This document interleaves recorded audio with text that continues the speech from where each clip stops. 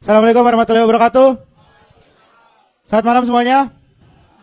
Oke, rame banget ya. Gini, kadang orang kalau misalkan lagi emosi tuh ya, itu dia nggak mau dengerin alasan kita, iya gak sih? Misalnya kita lagi emosi nih, itu orang tuh nggak mau ngedengerin alasan kita kasih alasan apa dia pasti nggak mau denger.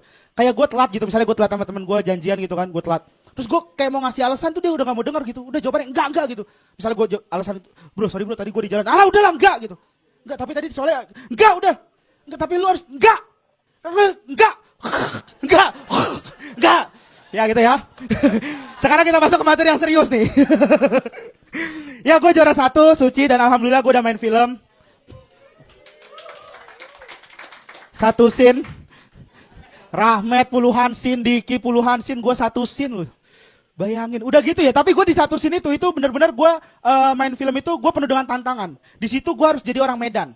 Jadi gue di situ jadi penagih utangnya Babe Cabita di Medan. Jadi gue harus berlogat Medan gitu. Sedangkan gue nih nggak tahu Medan kayak gimana gitu. Lu bayangin gue nih nggak tahu Medan. Jadi tuh cut berkali-kali. Jadi dialog gue adalah, Babe bayar hutang kau, jika tidak kau kupukul. Di cut. Gara-gara kaunya itu nggak Medan dibilang. Gue bilang gitu kan. Babe, bayar hutang kau, jika tidak kau kupukul. Cut! Kaunya tuh kau gitu. Oh, ya oke. Babe, bayar hutang kau, jika tidak kau kupukul. Regen, yang natural kayak orang ngobrol. Ya oke.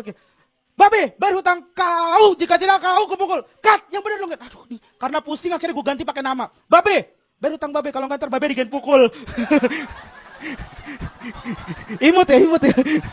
Penagih hutang kayak gini udah cubit perut paling.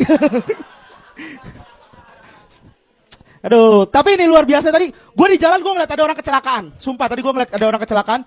Dan gak tahu kenapa ya, setiap ada orang kecelakaan, orang-orang Indonesia nih, ini pada umumnya orang Jakarta. Orang Jakarta tuh pasti ada aja 1-2 orang yang datang telat terus dia datang begini nih, ngeliatin. Dan dia nanya, kenapa nih bang? Oh ini nonton bioskop. Kayak kecelakaan ya? Ya emang kecelakaan lah, lagian pakai nanya. Oh, padahal saya hampir beli tiket loh. Gak usah, ini kecelakaan, gak usah. Udah gitu habis nanya kenapa, terus dia keluarin handphone, orang yang jatuh di foto, cekrik. Anjing lu bayangin coy. Orang lagi sakit-sakit gitu, aduh, di foto, cekrik. Kalau gue jadi dia yang jatuh nih, gue teriakin, bangsat! Ulang! Mention Twitter jangan lupa. Ya kan? Abis itu baru dibawa ke rumah sakit.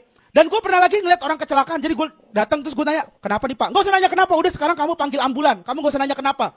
Gue disuruh nanya, gue gak boleh nanya kenapa. Menurut gue nanya kenapa itu penting loh. Supaya kita tahu dia ini kecelakaannya kenapa. Kenapa itu penting. Ya kan?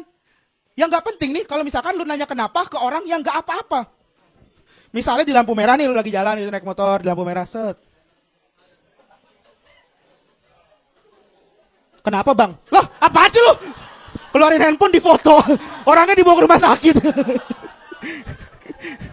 Itu yang jangan tuh. Tapi ini gue baru baca di Google, dan di Google itu banyak banget fakta-fakta menarik. Salah satunya di Jepang. Ini buat informasi, di Jepang itu, jadi di Jepang banyak jalanan yang gak punya nama jalan. Banyak jalanan yang gak punya nama jalan. Lu bayangin perasaan tukang antar pos. Pegel pasti. Ini yang dicari bukan alamat tapi ngetok rumah orang. Misalnya nganterin surat dari Isnan Ali buat Kapten Tsubasa, surat tantangan gitu kan. Semua rumah orang di Jepang diketok sama tukang pos. Loh. Tok, Kapten Tsubasa? Bukan, saya Hyuga. Oh oke. Tok, Kapten Tsubasa? Bukan, saya Suneo. Kok di sini ya? Ya emang kenapa? Oke. Tok, Kapten Tsubasa ya? I'm Spider-Man. Lo kok di sini? Holiday. Oh oke. Dicari semuanya sampai akhirnya dapat Kapten Tsubasa, tapi Kapten Tsubasanya udah pensiun. Udah buka toko olahraga judulnya Nankatsu Sport, wis. Jual karambol, nenteng gitar di depannya, baju olahraga, bed osis, depannya Misaki jual pulsa. Cocokin aja deh. Dan ada lagi yang lebih aneh lagi adalah di Rusia.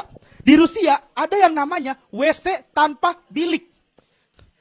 Gue gak ngerti apa maksud orang Rusia bikin WC tanpa bilik. Sekarang maksudnya apa gitu? Coba positif thinking. Buat apa ya orang Rusia bikin WC tanpa bilik? Gue ambil positif thinkingnya itu. Mungkin ini untuk mempererat tali silaturahmi antar umat Rusia. Jadi nanti orang berak bisa sambil ngobrol. Makan kangkung nih. Oh iya. Dari tadi masnya kayaknya nggak makan-makan, nggak berak-berak. Oh iya. Ngapain saya kesini ya? WC tanpa bilik coy. Lu bayangin ya, WC tanpa bilik. Ini kalau di Jakarta, ini pasti udah dipakein lahan bisnis. Jadi dipakein lahan bisnis. Misalnya ada 10 WC, nggak ada biliknya. Nggak ada biliknya. Jadi ini pasti bakal dipakein WC tanpa bilik gitu, terus dibisnisin. Jadi misalnya satu orang yang berak itu 2.000, 2 orang 4.000, 3 orang 5.000, diskon 1.000. Tapi kalau sewa satu baris sepaket sekalian, itu kenanya 200.000. Karena dia bakal berak sambil menciptakan sebuah nada. Bakal ada instrukturnya di depan. Oke, semua berak yang rapi ya. Kita akan menciptakan sebuah nada yang indah.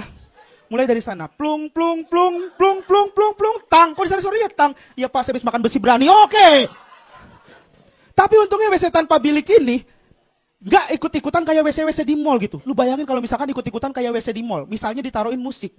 Ada 10 WC, terus ada musik. Sekarang kita berak. Itu bassnya bisa ngatur emosi kita. Misalnya musiknya yang cocok. Musik yang cocok enak. Misalnya lagu dangdut. Hei, kenapa kamu kalau lihat aku sukanya diulang? Buka dikit, berat, bu. Sekalian tangan keluar, ya kan? Lu bayangin kalau musiknya musik reggae. Mas, iya mas. Cengcet-cet, cengcet-cet, cengcet-cet. 2 tahun gak keluar-keluar. Tapi ini untung WC tanpa bilik, bukan WC tanpa gravitasi. Wow, perang-perangan coy. Dor. Terima kasih sekali dari gua, Regen.